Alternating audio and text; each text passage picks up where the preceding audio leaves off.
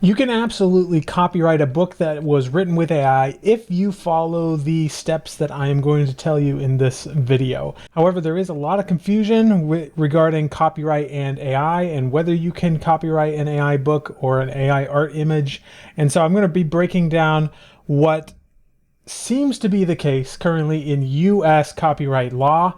Full disclosure, I am not a lawyer. I am not an expert in copyright. I have simply done a lot of research for this video, and I hope that that is sufficient. But this is an area we are going to be seeing a lot of change over the next couple of years. So with that disclaimer out of the way, let's go ahead and jump into the content.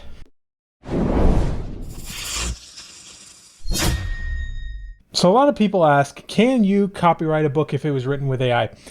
The short answer to that question is actually no, you cannot. But in this video, I will tell you why you probably can use a copyright on whatever books you're thinking of, and I'll also let you know why it probably won't matter anyway. So the reason this is back in the public consciousness right now is because recently a judge ruled that AI-generated art cannot be copyrighted, and this had to do with this particular piece of art here that you see on the screen, that someone tried to get the copyright for it and did not succeed, and then actually sued the copyright office and did not win because the judge ruled that no, this cannot be copyrighted. This piece of art was 100% written or created with AI. There was no human involvement. And this actually isn't the first time we've seen this. There was previously a comic book called Zarya of the Dawn where this kind of came up. And with that one, the ruling was that the images could not be copyrighted, but some of the text and other elements that were added in could be. It's this weird sort of in-between place where parts of it were copyrighted and parts of it were not. So that is the current ruling. Anything that was 100% created with AI is essentially public domain, meaning anyone can use it and you cannot claim copyright for it. But I will have to hand it to this judge who gave us this ruling, because it says here that she said that humanity is approaching new frontiers in copyright where artists will use AI as a tool to create new work. She wrote that this would create challenging questions regarding how much human input is necessary to copyright AI created art, noting that AI models are often trained on pre-existing work. So boy, is she correct about this. And I actually got to hand it to her for acknowledging that we are entering a very gray area here.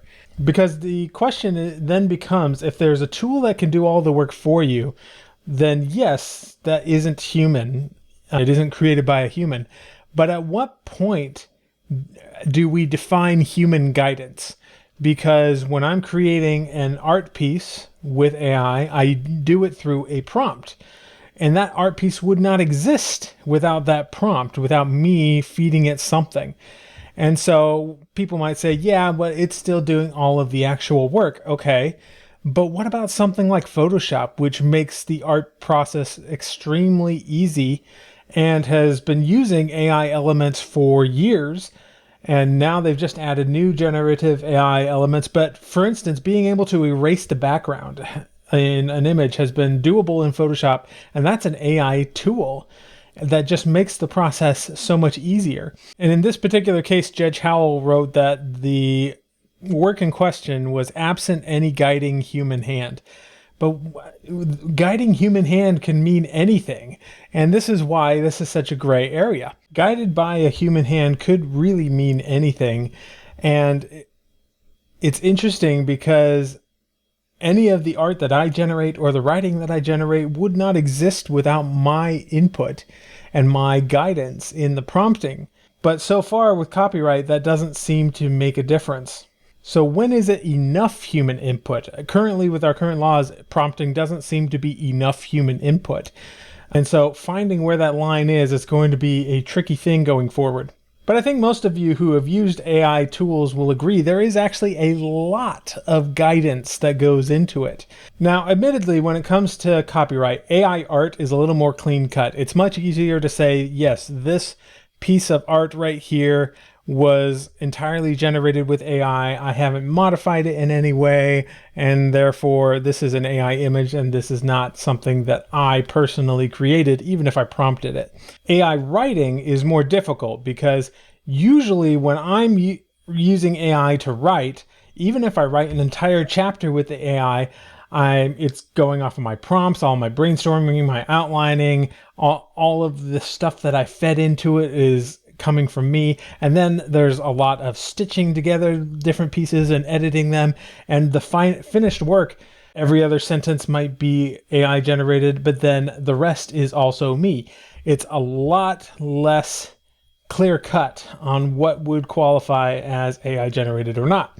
And in this sort of hybrid process, if you are editing the work, if you are working back and forth with the AI and not using everything it spits out verbatim, which by the way, you should not do because it will result in a very bad piece of writing. If you're doing it that way and doing it correctly, editing everything, making sure it's up to your level of standards, then that work absolutely can be copyrighted. I've talked before on this channel on some of my techniques. I have the FITS framework. I have the fractal technique. If you are using any of those techniques or frameworks, then you are almost certainly going to have an end quality product that you can copyright. In fact, the only way that you could write a book that is not copyrightable is if you did everything 100% using the AI and then did not modify anything at all.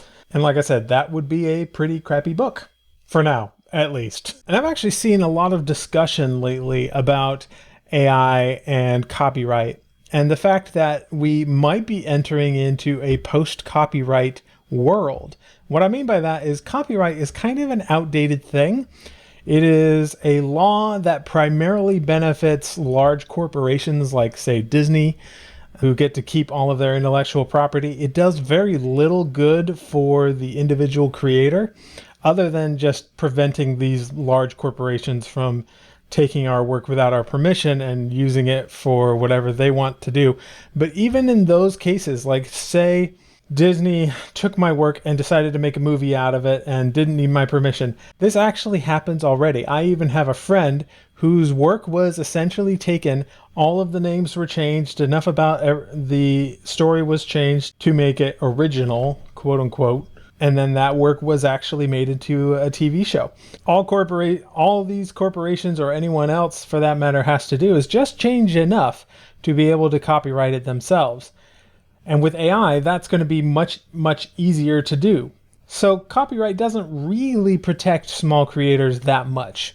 And when in the age of AI, it's going to get to a place where it's not even going to matter that much. Because think about it. If anyone can generate a book, why would they copy the one that you made, right? Or think about it as art. A lot of people are freaking out like, oh, I can't copyright this piece of art, so anyone could use it.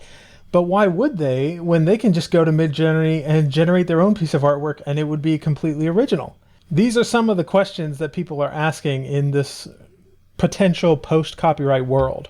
The only reason you would want to use copyrighted material would be to capitalize on an existing IP. For instance, if I wanted to create a Batman book and there was no copyright laws in the way, I could do that.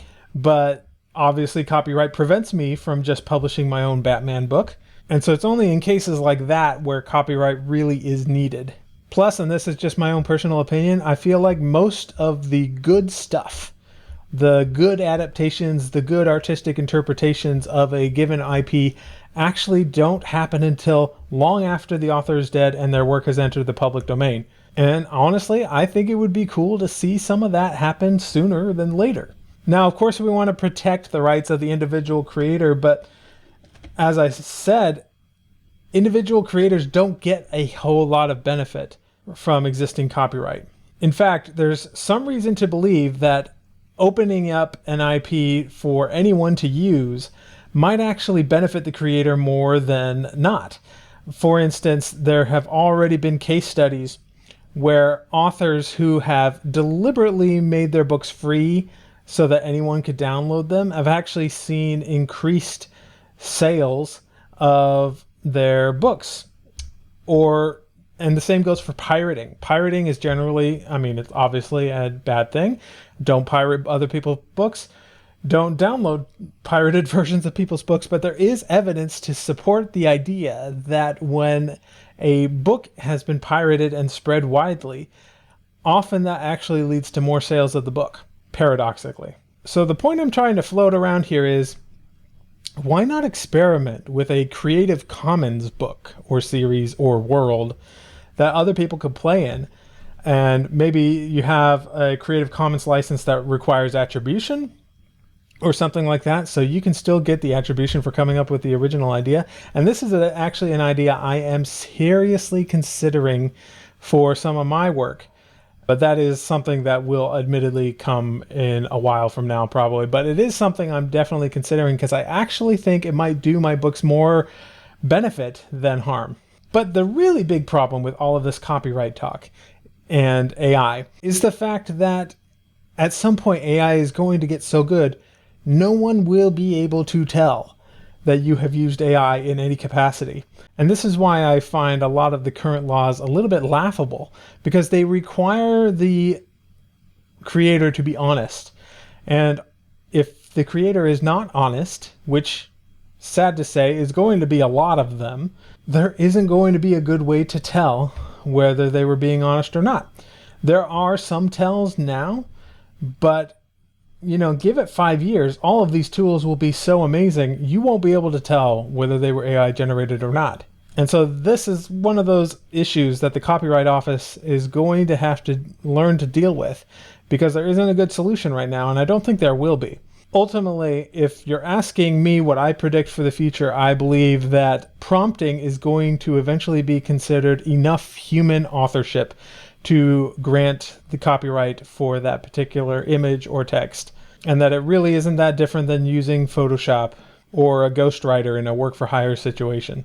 And I'm sure that right now there are plenty of AI-generated or AI-assisted books that are currently getting copyright, and the Copyright Office has no idea that there was any AI involved. But here's something I want to highlight. Apparently, the Copyright Office has figured out that there are some big problems here, and they want to hear our feedback on copyright.